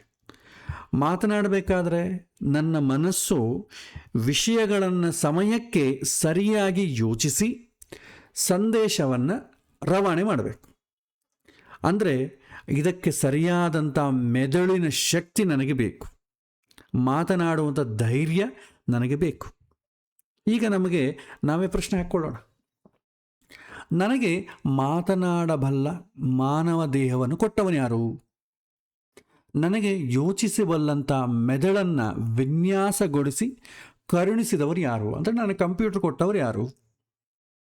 ಸಮಯಕ್ಕೆ ಸರಿಯಾಗಿ ಈ ಮೆದುಳಿನಿಂದ ಸಂದೇಶವನ್ನು ರವಾನೆ ಮಾಡಿದವರು ಯಾರು? ಮಾತನಾಡುವಂಥ ಅದ್ಭುತವಾದಂಥ ಕಲೆಯನ್ನು ನನಗೆ ದಯಪಾಲಿಸಿದವರು ಯಾರು? ಈ ಎಲ್ಲ ಪ್ರಶ್ನೆಯಿಂದ ನಮಗೆ ತಿಳಿಯೋದು ಅಂತಂದರೆ, ನನ್ನೊಳಗಿರುವಂಥ ಭಗವಂತ ನುಡಿಸಿದ, ನಾನು ನುಡಿದೆ, ಇಷ್ಟೇ ಸತ್ಯ. ಇದನ್ನೇ ಇಲ್ಲಿ ಭಗವಂತ ವಿವರಿಸ್ತಾ ಹೇಳ್ತಾನೆ, ಪ್ರಕೃತ್ಯೈವಚ ಕರ್ಮಾಣಿ ಕ್ರಿಯಮಾಣಾನಿ ಸರ್ವಶಃ ಅಂತ. ಅವರವರ ಜೀವ ಪ್ರಕೃತಿ, ಜೀವ ಸ್ವಭಾವಕ್ಕೆ ಅನುಗುಣವಾಗಿ ಪ್ರಕೃತಿ ಅಂದರೆ ತ್ರಿಗುಣಗಳು, ಅದರ ಪ್ರಭಾವದಿಂದ ಪ್ರಕೃತಿ ಪುರುಷನಾದಂಥ ಭಗವಂತ ನಮ್ಮಿಂದ ಕರ್ಮವನ್ನು ಮಾಡಿಸ್ತಾ ಇದ್ದಾನೆ. ಆದ್ದರಿಂದ ಜೀವನಿಗೆ ಅನಾದಿನಿತ್ಯವಾಗಿ ಬಂದ ಜೀವ ಸ್ವಭಾವಕ್ಕೆ ಅನುಗುಣವಾಗಿ ಆತನ ದೇಹ ಸೃಷ್ಟಿ, ಅದಕ್ಕನುಗುಣವಾಗಿ ಆತನ ಮೇಲೆ ವಾತಾವರಣದಲ್ಲಿ ತ್ರಿಗುಣಗಳ ಪ್ರಭಾವ, ತ್ರಿಗುಣಗಳ ಪ್ರಭಾವದಂತೆ ಆತನ ಎಲ್ಲ ವಿಧದ ಕರ್ಮಗಳು, ಇದೆಲ್ಲವನ್ನು ಮಾಡಿಸುವಂಥವನು ಸರ್ವದೇವತೆಗಳ ಅಧಿಪತಿಯಾದಂಥ ಲಕ್ಷ್ಮೀ ಸಮೇತನಾದ ನಾರಾಯಣ. ಮನಸ್ಸನ್ನು ಕೊಡೋದು ಭಗವಂತನೇ, ಬುದ್ಧಿಯನ್ನು ಕೊಡೋದು ಭಗವಂತನೇ. ಆದರೆ ಮನಸ್ಸನ್ನು ಕೊಟ್ಟ, ಮನಸ್ಸಂದರೆ ಕಂಪ್ಯೂಟರ್ ಅಷ್ಟೇ. ಒಳ್ಳೆ ಮನಸ್ಸು ಕೊಟ್ಟಿದ್ದಾನೆ ಭಗವಂತ, ಆ ಮನಸ್ಸಿಂದ ಆಲೋಚನೆ ಕೂಡ ಭಗವಂತನೇ ಮಾಡ್ಬೋದಲ್ವಾ? ಯಾಕೆಂದರೆ ನಾನು ಆಲೋಚನೆ ಮಾಡಿದ್ರೆ ಏನು ಮಾಡ್ತೇನೆ? ಕೆಟ್ಟ ಆಲೋಚನೆ ಮಾಡ್ತೇನೆ. ನಂಗೆ ಆಲೋಚನೆ ಮಾಡಲಿಕ್ಕೆ ಬರೋದಿಲ್ಲ. ಆಲೋಚನೆ ಮಾಡಿಸುವನು ಅವನೇ ಅಲ್ವಾ? ಮತ್ತು ಕರ್ಮದ ಫಲ ನನಗೆ ಯಾಕೆ? ಆತ ಮನಸ್ಸು ಕೊಟ್ಟಿದ್ದಕ್ಕೆಲ್ಲ ಮಾಡಿದೆ, ಮನಸ್ಸು ಕೊಡದೇ ಇದ್ರೆ ಸಿಂಪಲ್. ಮನಸ್ಸು ಅಂತಂಬುದು ಪ್ಯೂರ್ಲಿ ಒಂದು ಕಂಪ್ಯೂಟರ್ ಅಂತ ಅಂದ್ಕೊಳ್ಳಿ, ಅಥವಾ ತನ್ನಷ್ಟಕ್ಕೆ ತಾನೇ ಆಲೋಚನೆ ಮಾಡಬಾರ್ದು, ಒಂದು ಯಾವುದೋ ಒಂದು ಯಂತ್ರ. ಅದನ್ನು ಆಪರೇಟ್ ಮಾಡೋಣ ಬರಬೇಕು. ಯಾರು ಆಪರೇಟ್ ಮಾಡಬೇಕು? ಒಂದೇ ಭಗವಂತ ಆಪರೇಟ್ ಮಾಡಬೇಕು, ಇಲ್ಲದ್ರೆ ಜೀವ ಆಪರೇಟ್ ಮಾಡಬೇಕು. ಭಗವಂತ ಎಲ್ಲವನ್ನೂ ಕೊಟ್ಟಿದ್ದಾನೆ, ಕಂಪ್ಯೂಟರ್ ಕೊಟ್ಟಿದ್ದಾನೆ, ಆದರೆ ಆಪರೇಟ್ ಮಾಡೋದು ನಾವೇ. ನನ್ನ ತಿಳುವಳಿಕೆ, ನನ್ನ ಜ್ಞಾನ ಏನಿದೆ ಅದಕ್ಕೆ ತಕ್ಕಂತೆ ನಾವು ಬಳಸ್ತೇನೆ. ಒಂದು ಶಾಲೆ ಇದೆ, ಪಾಠ ಹೇಳ್ತಿದ್ದಾರೆ ಟೀಚರ್, ಎಲ್ಲರಿಗೂ ಪುಸ್ತಕ ಇದೆ, ಎಲ್ಲರ ಹತ್ರ ಕಂಪ್ಯೂಟರ್ ಇದೆ, ಎಲ್ಲರೂ ಮೊಬೈಲ್ ಇದೆ. ಒಂದು ಉತ್ತರವನ್ನು ಹೇಳಬೇಕಾದ್ರೆ ಏನಾಗುತ್ತೆ? ಟೀಚರೇ ಎಲ್ಲರಿಗೂ ಕೂಡ ಸೆಲ್ ಫೋನು, ಕಂಪ್ಯೂಟರ್ ಕೊಟ್ಟರು ಕೂಡ ಎಲ್ಲರೂ ಒಂದೇ ರೀತಿಯಾದಂಥ ಆನ್ಸರ್ ಕೊಡೋದಿಲ್ಲ, ಒಂದೇ ರೀತಿಯಾದಂಥ ಔಟ್ಪುಟ್ ಕೊಡೋದಿಲ್ಲ. ಯಾಕೆಂದರೆ ಅದನ್ನು ಬಳಸೋನಿಗೆ ಯಾವ ರೀತಿಯಾದಂಥ ತಿಳುವಳಿಕೆ ಇರ್ತೀಯೋ ಅದೇ ಔಟ್ಕಮ್ ಆಗಿ ಬರುತ್ತದೆ. ಭಗವಂತ ನಮಗೆ ಶರೀರ ಕೊಟ್ಟಿದ್ದಾನೆ, ಮನಸ್ಸು ಕೊಟ್ಟಿದ್ದಾನೆ, ಬುದ್ಧಿ ಕೊಟ್ಟಿದ್ದಾನೆ. ನಮ್ಮಿಂದ ಪ್ರಕೃತಿಯಲ್ಲಿ ಸಾಧನೆ ಮಾಡಿಕೊಳ್ಳಿಕ್ಕೆ ಬೇಕಾದಂಥ ವ್ಯವಸ್ಥೆಯನ್ನು ಮಾಡಿದ್ದಾನೆ.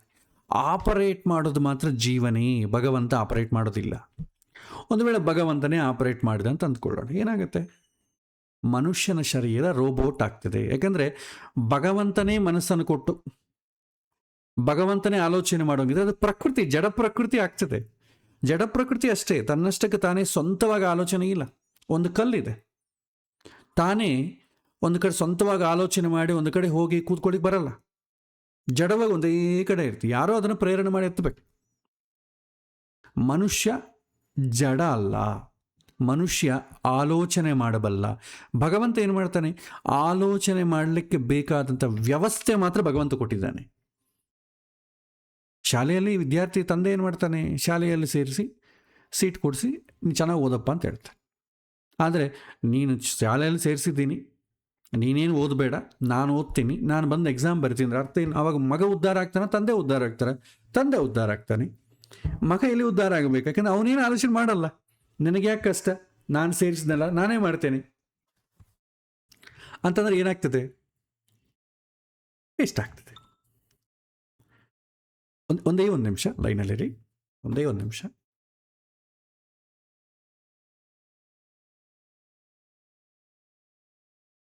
ಹಾಗಾಗಿ ಎಲ್ಲವನ್ನು ಭಗವಂತ ಕೊಟ್ಟು, ಒಳ್ಳೆಯ ಮನಸ್ಸು ಕೂಡ ಭಗವಂತನೇ ಕೊಡಲಿ, ಕೆಟ್ಟ ಕೆಲಸ ಮಾಡದೆ ಎಲ್ಲ ಆತನೇ ಮಾಡಿದೆ ಅಂತ ಅಂದ್ಕೊಳ್ಳಿ, ಉದ್ಧಾರ ಆಗೋದು ನಾವು. ಜೀವ ಏನೂ ಉದ್ಧಾರ ಆಗಲ್ಲ. ಜೀವಕ್ಕೊಂದು ನಾವು ಮಕ್ಕಳಿಗೆ ಹೇಗೆ ಶಾಲೆಗೆ ಹೋಗಲಿಕ್ಕೆ ಬೇಕಾದಂಥ ಅವಕಾಶವನ್ನು ಮಾಡಿಕೊಟ್ಟು, ಬುಕ್ಸ್ ತೆಗೆದುಕೊಟ್ಟು ಎಲ್ಲವನ್ನೂ ಮಾಡಿ ಕಳಿಸ್ತೀವಿ. ಓದೋದು ಅವನವನ ಸಂಸ್ಕಾರದಿಂದ ಓದ್ತಾನೆ. ಇಲ್ಲಿಯೂ ಭಗವಂತ ಅಷ್ಟೇ. ಜೀವಕ್ಕೆ ಸ್ವಭಾವ ಕೊಟ್ಟವನು ಭಗವಂತ ಅಲ್ಲ. ಆಪ್ಷನ್ ಕೊಟ್ಟಾಗ ಅವನು ಹೇಗೆ ಬೇಕಾದರೂ ಆಲೋಚನೆ ಮಾಡಬಹುದು. ಎಲ್ಲವನ್ನೂ ಭಗವಂತನೇ ನಿಯಂತ್ರಣ ಮಾಡಿಕೊತಾ ಇದ್ದರೆ ಇನ್ನು ಜೀವಕ್ಕೆ ಉದ್ಧಾರ ಆಗಲಿಕ್ಕೆ ಏನಿಲ್ಲ. ಒಳ್ಳೆಯ ಮನಸ್ಸು ಕೂಡ ಭಗವಂತನೇ ಕೊಟ್ಟ ಅಂತ ಅಂದ್ಕೊಳ್ಳೋಣ. ಮಾಡಿದ್ದು ಯಾರಾಗ್ತದೆ? ದೇವರಾಗ್ತಾರೆ. ಮನಸ್ಸಿಂದ ಆಲೋಚನೆ ಕೂಡ ದೇವರೇ. ಅವಾಗ ಜಡ ಆಗ್ತೀವಷ್ಟೇ. ನಾನು ಇದ್ದೂ ಪ್ರಯೋಜನ ಇಲ್ಲ. ಯಾಕಂದರೆ ಇದ್ದಿಂತ ಕೂಡ ಗೊತ್ತಿಲ್ಲ. ಕಲ್ಲಿದೆ, ಇದೆ ಅಂತ ಕೂಡ ಗೊತ್ತಿಲ್ಲ ಅದಕ್ಕೆ. ಹಾಗಾಗಿ ಸ್ವಭಾವಸ್ತು ಪ್ರವರ್ತತೆ. ನ ಕರ್ತೃತ್ವಂ ನ ಕರ್ಮಾಣಿ ಲೋಕಸ್ಯ ಸೃಜತಿ ಪ್ರಭು ನ ಕರ್ಮಫಲ ಸಂಯೋಗಂ ಸ್ವಭಾವಸ್ತು ಪ್ರವರ್ತತೆ. ಜೀವದ ಸ್ವಭಾವ ಏನಿದೆ ಅದಕ್ಕನುಗುಣವಾಗಿ ಕರ್ಮ ನಡೀತದೆ. ಆದರೆ ಜೀವ ಕರ್ಮ ಮಾಡಲಿಕ್ಕೆ ಬೇಕಾದಂಥ ವ್ಯವಸ್ಥೆಯನ್ನು ಕೊಡೋದು ಮಾತ್ರ ನಾನೇ. ಈಗ ಎಲ್ಲ ಆತನೇ ಕೊಟ್ಟು ನಾನೇ ಮಾಡಿದೆ ಅಂತ ಹೇಳಲಿಕ್ಕೆ ಬರೋದಿಲ್ಲ. ಭಗವಂತನ ನನ್ನ ಹತ್ರ ಮಾಡಿಸಿದ, ಯಾಕಂದರೆ ಇದೆಲ್ಲ ಕೊಟ್ಟಿದ್ದಕ್ಕೆ ಮಾಡಿದೆ. ಆದರೆ ಆಲೋಚನೆ ಮಾಡೋದು ಭಗವಂತ ಅಲ್ಲ, ಅದು ನಾನೇ ಮಾಡಬೇಕು. ಭಾಳ ಜನ ಅದೊಂದು ಅಂದ್ಕೊಂಡ್ಬಿಡ್ತಾರೆ, ಆಲೋಚನೆ ಮಾಡೋನು ಭಗವಂತನೇ ಅಂದ್ಕೊಂಡ್ಬಿಟ್ರೆ ಅದೊಂದು ಕಷ್ಟ.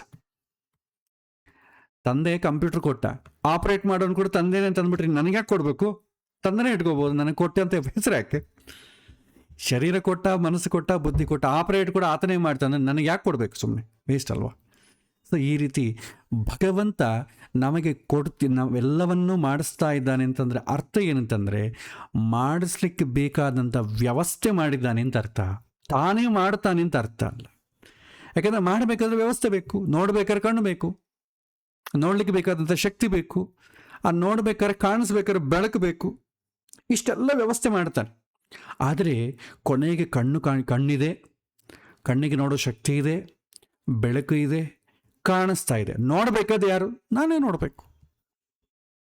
ನೋಡಲಿಕ್ಕೆ ಬೇಕಾದಂಥ ವ್ಯವಸ್ಥೆ ಮಾಡಿದ್ದು ಭಗವಂತ. ಇದು ಹಿಂದಿರುವಂಥ ಜ್ಞಾನ. ಇಲ್ಲಿ ವ್ಯಾವಹಾರಿಕವಾಗಿ ಎಲ್ಲವನ್ನೂ ಭಗವಂತನೇ ಮಾಡಿಸ್ತಾನೆ ಅಂದರೆ ಅರ್ಥ ಏನಂತಂದರೆ, ತಾನು ಮಾಡ್ತಾನೆ ಅಂತ ಅರ್ಥ ಅಲ್ಲ, ಮಾಡಿಸುತ್ತಾನೆ. ತಾನೇ ಮಾಡ್ತಾನೆ ಅಂತ ಎಲ್ಲಿ ಬರಲ್ಲ, ಮಾಡಿಸ್ತಾನೆ ಅಷ್ಟೇ. ನಮ್ಮ ಜೀವನ ಹತ್ರ ಕರ್ಮವನ್ನು ಮಾಡಿಸ್ತಾನೆ. ಸಾಮಾನ್ಯ ಜನಕ್ಕೆ ಬರುವಂಥ ಗೊಂದಲ ಇದೆ, ನನ್ನ ಹತ್ರ ಒಳ್ಳೆ ಕೆಲಸ ಮಾತ್ರ ಮಾಡಿಸ್ಬೋದಲ್ಲ, ಕೆಟ್ಟ ಕೆಲಸ ಯಾಕೆ ಮಾಡಿಸ್ಬೇಕು ನನ್ನ ಹತ್ರ? ಕೆಟ್ಟ ಕೆಲಸ ಒಳ್ಳೆಯ ಕೆಲಸ ಎರಡನ್ನೂ ಭಗವಂತ ಮಾಡಿಸೋದಿಲ್ಲ. ಅದು ನಮ್ಮ ಮನಸ್ಸಲ್ಲಿರುವಂಥ, ನಮ್ಮ ಸ್ವಭಾವದಲ್ಲಿದ್ದಂಥ ಒಂದು ರಚನೆ. ಅದಕ್ಕನುಗುಣವಾಗಿ ಮನಸ್ಸು, ವಿಕಾರಗಳು, ಹಿಂದಿನ ಪ್ರಾರಬ್ಧ ಇವೆಲ್ಲ ಸೇರಿ ಮಾಡಿಸುತ್ತೆ. ಸೊ ಹೀಗೆ ಅರ್ಥ ಮಾಡಿಕೊಳ್ಬೇಕು. ಅನುಭವದಲ್ಲಿ ಕೂಡ ನಾವು ಡೀಪಾಗಿ ಹೋದರೆ ನಮಗೆ ಅರ್ಥ ಆಗೋದಿದೆ, ಭಗವಂತ ನಮಗೆಲ್ಲವನ್ನು ಕೊಟ್ಟಿದ್ದಾನಷ್ಟೇ. ಕೆಟ್ಟ ಕೆಲಸ ಮಾಡು, ಒಳ್ಳೆ ಕೆಲಸ ಮಾಡು ಎರಡನ್ನೂ ಭಗವಂತ ಹೇಳೋದಿಲ್ಲ. ಒಳ್ಳೆ ಕೆಲಸವನ್ನು ಮಾಡಲಿಕ್ಕೆ ಬೇಕಾದಂಥ ಪ್ರೇರಣೆ ವೇದಗಳ ಮುಖಾಂತರ ನಮಗೆ ಕೊಟ್ಟಿದ್ದಾನೆ. ವೇದಗಳು ನೋಡಿ ನಾವು ಒಳ್ಳೆ ಕೆಲಸನೇ ಮಾಡ್ಬೋದು. ಯಾಕೆ ಮಾಡೋದಿಲ್ಲ? ಮನುಷ್ಯನಿಗೊಂದು ಡಿಸೈರ್ ಇರುತ್ತೆ, ನನಗೆ ಈ ಥರನೇ ಬೇಕು, ಸುಖ ಬೇಕು ಅಂತ ಇರುತ್ತೆ. ಅದಕ್ಕಾಗಿ ಅವನು ಮಾಡೋದಿಲ್ಲ ಅಷ್ಟೆ. ಸೊ ಇದನ್ನೇ ಪ್ರಭಾವದಂತೆಯೇ ತನ್ನ ಎಲ್ಲ ಧರ್ಮಗಳು ನಡೀತವೆ. ಇದೆಲ್ಲವನ್ನು ಮಾಡಿಸುವನು ಸರ್ವದೇವತೆಗಳ ಅಧಿಪತಿಯಾದಂಥ ಲಕ್ಷ್ಮೀ ಸಮೇತನಾದ ನಾರಾಯಣ ಅಂತ ಹೇಳ್ತಾರೆ. ಮತ್ತು ಯಥಾಭೂತ ಪೃಥಕ್ ಭಾವಂ ಏಕಸ್ಥಂ ಅನುಪಶ್ಯತಿ ತತಃ ಏವಚ ವಿಸ್ತಾರಂ ಬ್ರಹ್ಮ ಸಂಪದ್ಯತೆ ಸದಾ ತದಾ ಅಂತ ಹೇಳ್ತಾರೆ. ಜೀವ ಅನಾದಿನಿತ್ಯ. ಸೃಷ್ಟಿಯಾಗೋದು, ಸಂಹಾರ ಆಗೋದು ಕೇವಲ ಕಾಣುವಂಥ ರೂಪ ಅಷ್ಟೇ. ಜೀವಜಾತಗಳು ಒಂದೊಂದು ಪೃಥಕ್ ಭಾವ ಅಂತಾರೆ. ಯಾವ ಎರಡು ಜೀವವು 100% ಸೇಮ್ ಅಲ್ಲ. ಈ ಅನೇಕ ಜೀವದ ಸಮುದಾಯ ಅದು ಏಕನಾದಂಥ ಭಗವಂತನಲ್ಲೇ ಇದೆ. ಸೃಷ್ಟಿಕಾಲದಲ್ಲಿ ಭಗವಂತ ಆತನ ಉದರದಿಂದನೇ ಹೊರಬಂದು ಆಕಾರ ಪಡೆಯುವಂಥ ಜೀವಜಾತಗಳು ಪ್ರಳಯ ಕಾಲದಲ್ಲಿ ಮರಳಿ ಸೂಕ್ಷ್ಮ ರೂಪದಲ್ಲಿ ಭಗವಂತನ ಉದರವನ್ನೇ ಸೇರ್ತಾರೆ. ಇದನ್ನು ನಾವು ವಸ್ತುಸ್ಥಿತಿಗೆ ಅನುಗುಣವಾಗಿ ಗ್ರಹಣ ಮಾಡಬೇಕು.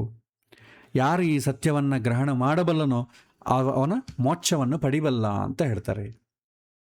ಮತ್ತೊಂದು ಶ್ಲೋಕ, ಅನಾದಿನಿತ್ವಾನ್ ನಿರ್ಗುಣತ್ವಾತ್ ಅನಾದಿತ್ವಾತ್ ನಿರ್ಗುಣತ್ವಾತ್ ಪರಮ ಆತ್ಮ ಅಯಂ ಅವ್ಯಯ ಶರೀರಸ್ಥಃ ಅಪಿ ಕೌಂತೇಯ ನ ಕರೋತಿ ನ ಲಿಪ್ಯತೆ. ನಿರ್ವಿಕಾರನಾಗಿರುವಂಥ ಏಕಮೇವ ವಸ್ತು ಅಂತಂದರೆ ಭಗವಂತ. ಭಗವಂತನಿಗೆ ವಿಕಾರಗಳಿರಲ್ಲ. ಮಿಗತಾ ಉಳಿದ ಎಲ್ಲದಕ್ಕೂ ವಿಕಾರಗಳಿರ್ತದೆ. ಆತ ಎಂದೂ ಕೂಡ ಯಾವ ಕಾರಣ ವಿಶೇಷದಿಂದ ಕೂಡ ಹುಟ್ಟಿಲ್ಲ. ಭಗವಂತ ತ್ರೈಗುಣ್ಯ ವರ್ಜಿತ, ಅಂದ್ರೇನು? ವಿಕಾರಗಳಿಲ್ಲದೆ ಇರೋನು ಅಂತ.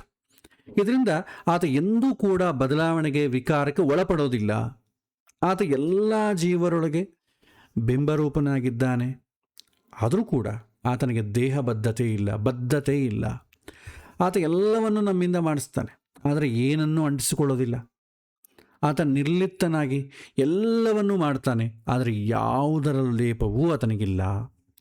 ಇದು ಯಾವ ರೀತಿ ಅಂತ ಅರ್ಥ ಮಾಡಿಕೊಳ್ಳೋದಕ್ಕೆ ಕೃಷ್ಣ ಒಂದು ಉದಾಹರಣೆಯ ಮೂಲಕ ಹೇಳ್ತಾನೆ. ಯಥಾ ಸರ್ವಗತಂ ಸೌಚ್ಯಾತ್ ಆಕಾಶಂ ನ ಉಪಲಿಪ್ಯತೆ ಸರ್ವತ್ರ ಅವಸ್ಥಿತಃ ದೇಹೇ ತಥಾ ಆತ್ಮಾನ ಉಪಲಿಪ್ಯತೆ ಅಂತ ಹೇಳ್ತಾರೆ. ಎಲ್ಲ ಕಡೆ ಆಕಾಶ ಇದೆ, ಅದಿಲ್ಲದೆ ಇದ್ದಂಥ ಸ್ಥಳ ಇಲ್ಲ. ಆಕಾಶ ಅಂದರೆ ಎಂಟಿ ಸ್ಪೇಸ್. ಇಂತಹ ಆಕಾಶ ಎಲ್ಲ ಕಡೆ ಇದ್ದರೂ ಕೂಡ ಹೇಗೆ ನಿನಗೆ ಅಂಟಿಸಿಕೊಳ್ಳದೇ ಇರ್ತದೋ ಹಾಗೆ ಭಗವಂತ ಎಲ್ಲ ದೇಹದಲ್ಲಿದ್ದರೂ ಕೂಡ ಏನನ್ನೂ ಅಂಟಿಸಿಕೊಳ್ಳದೆ ನಿರ್ಲಿಪ್ತನಾಗಿರ್ತಾನೆ. ಆಮೇಲೆ ಯಥಾ ಪ್ರಕಾಶಯತಿ ಏಕಃ ಕೃತ್ಸ್ನಂ ಲೋಕಂ ಇವಂ ರವಿಃ ಕ್ಷೇತ್ರಂ ಕ್ಷೇತ್ರೀ ತಥಾ ಕೃತ್ಸ್ನಂ ಪ್ರಕಾಶಯತಿ ಭಾರತ. ಒಂದು ಸೂರ್ಯ ಹೇಗೆ ಇಡೀ ವಿಶ್ವವನ್ನು ಬೆಳಗಿಸ್ತಾನೋ ಹಾಗೆ ಇಡೀ ಕ್ಷೇತ್ರಜ್ಞನಾದಂಥ ಭಗವಂತ ಬೆಳಗಿಸ್ತಾನೆ. ನಾವು ಮೊದಲು ಭಗವಂತನ ಬೆಳಕನ್ನು ಅಂದರೆ ಜ್ಞಾನವನ್ನು ತಿಳಿಬೇಕು, ಆಗ ನಮ್ಮೊಳಗಿರುವಂಥ ಬೆಳಕು ನಮಗೆ ಅರ್ಥವಾಗುತ್ತೆ ಅಂತ ಹೇಳ್ತಾರೆ.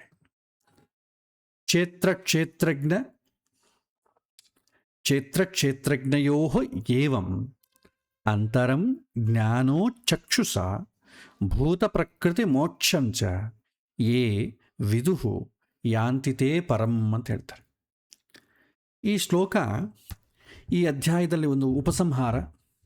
ಕ್ಷೇತ್ರ ಅಂತಂದರೆ ಏನು, ಕ್ಷೇತ್ರಜ್ಞ ಅಂತಂದರೆ ಏನು, ಕ್ಷೇತ್ರ ಮತ್ತು ಕ್ಷೇತ್ರಜ್ಞ ನಡುವಿನ ವ್ಯತ್ಯಾಸ ಏನು, ಜೀವಜಾತ ಜಡದಿಂದ ಬಿಡುಗಡೆ ಹೊಂದಲು ಇರಬೇಕಾದಂಥ ಮೋಕ್ಷ ಸಾಧನೆಗಳ ಬಗ್ಗೆ ಇವೆಲ್ಲವನ್ನು ಅರಿತು ಆಚರಣೆಗೆ ತಂದು ಬದುಕೂರು ಸರ್ವಶ್ರೇಷ್ಠನಾದಂಥ ಭಗವಂತನನ್ನು ಸೇರ್ತಾರೆ. ಇಲ್ಲಿಗೆ ಈ ಅಧ್ಯಾಯ ಮುಕ್ತಾಯವಾಯಿತು. ಇಲ್ಲಿ ಕ್ಷೇತ್ರ ಅಂತಂದರೆ ಜಡ ಶರೀರವೂ ಆಗ್ತದೆ, ಜೀವ ಶರೀರವೂ ಆಗ್ತದೆ. ಕ್ಷೇತ್ರ ಅಂತ ಕರೀತೇವೆ. ಕ್ಷೇತ್ರಜ್ಞ ಅಂತಂದರೆ ಕ್ಷೇತ್ರದ ಬಗ್ಗೆ ಎಲ್ಲವೂ ಗೊತ್ತಿದ್ದವರು. ನಾವು ಜೀವ ಅಂತಂದರೆ ಕ್ಷೇತ್ರದಲ್ಲಿ ಇರ್ತಾನೆ, ಶರೀರದ ಬಗ್ಗೆ ಆಗಲಿ ಮನಸ್ಸಿನ ಬಗ್ಗೆ ಆಗಲಿ ಯಾವುದು ಗೊತ್ತಿರಲ್ಲ. ನಮಗೆ ನಮ್ಮ ಬಗ್ಗೆ ಗೊತ್ತಿರಲ್ಲ, ಜೀವದ ಬಗ್ಗೆ ಗೊತ್ತಿಲ್ಲದೆ ಭಗವಂತನ ಬಗ್ಗೆ ಗೊತ್ತಿದೆ ಅಂತ ಅನ್ಲಿಕ್ಕೆ ಅರ್ಥ ಏನು?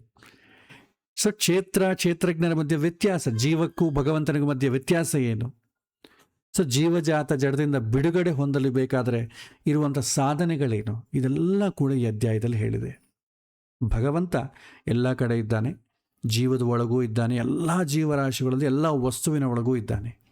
ಆದರೆ ಯಾವುದನ್ನು ಅಂಟಿಸಿಕೊಳ್ಳೋದಿಲ್ಲ, ಆತಗೆ ವಿಕಾರಗಳಿಲ್ಲ, ತ್ರಿಗುಣಗಳ ಒಳಪಡುವುದಿಲ್ಲ.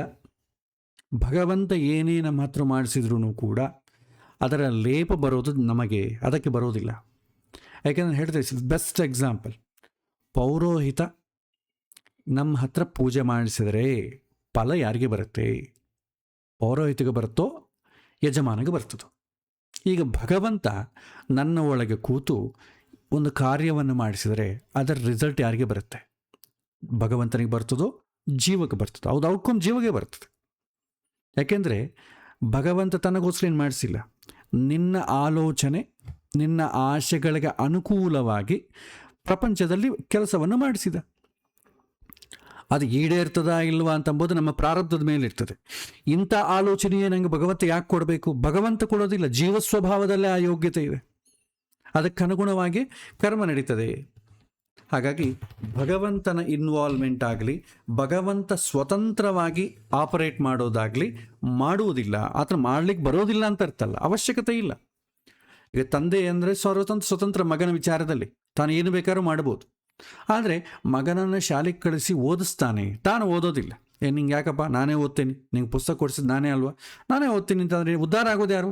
ತಂದೆ ಉದ್ಧಾರ ಆಗ್ತಾನೆ, ಮಗ ಹಾಳಾಗ್ತಾನೆ. ಹಾಗಾಗಿ ಭಗವಂತನ ವಿಚಾರದಲ್ಲಿ ನಮಗೆ ಕ್ಲಾರಿಟಿ ಇರಬೇಕು. ಎಲ್ಲವನ್ನೂ ಭಗವಂತನೇ ಮಾಡಿಸ್ತಾನೆ ಅಂತಂದ್ರೆ ಅರ್ಥ ಅಂದರೆ ಮಾಡಿಸ್ಲಿಕ್ಕೆ ಬೇಕಾದಂಥ ವ್ಯವಸ್ಥೆಯನ್ನು ಭಗವಂತ ಮಾಡ್ತಾನೆ. ಒಂದು ಕರ್ಮ ಮಾಡಬೇಕಾದ್ರೆ ಮೊದಲು ಶರೀರ ಬೇಕು, ಶರೀರ ಎದ್ದು ನಿಂತುಕೊಳ್ಬೇಕು, ಶರೀರಕ್ಕೆ ಮಾಡಲಿಕ್ಕೆ ಬೇಕಾದಂಥ ಶಕ್ತಿ ಬೇಕು, ಆ ಶರೀರಕ್ಕೆ ಆ ಕೆಲಸ ಹೇಗೆ ಮಾಡಬೇಕು ಅಂತ ಜ್ಞಾನ ಬೇಕು. ಆಮೇಲೆ ಮಾಡಿಸಬೇಕಾದ್ರೆ ಒಂದು ಪ್ಲಾಟ್ಫಾರ್ಮ್, ಒಂದು ವರ್ಕ್ ಸ್ಪೇಸ್ ಬೇಕು, ಅದೇ ಈ ಪ್ರಪಂಚ. ಸೊ ಹಾಗೆಲ್ಲವನ್ನು ಕೊಟ್ಟರೆ ಮತ್ತೆ ಜೀವ ಮಾಡ್ತಾನೆ. ಸೊ ತಂದೆ, ಮಗ, ಶಾಲೆ, ಈ ಎಕ್ಸಾಂಪಲ್ ಬೆಸ್ಟಾಗಿ ಇದಕ್ಕೆ ಸೂಟ್ ಆಗ್ತದೆ. ಇದು ಇವತ್ತಿನ ಪಾಠ. ಇಲ್ಲಿಗೆ ನಮಗೆ ಎಲ್ಲ ಶ್ಲೋಕಗಳು ಮುಗೀತು. ಮತ್ತು ಮುಂದಿನ ಅಧ್ಯಾಯದಲ್ಲಿ ಮತ್ತೆ ಸಿಗೋಣ. ಇವತ್ತಿನ ಪಾಠದಲ್ಲಿ ನಿಮಗೇನಾದರೂ ಪ್ರಶ್ನೆಗಳಿದ್ದರೆ ಒಂದು 10 ನಿಮಿಷದ ಕಾಲ ನೀವು ಕೇಳ್ಬೋದು.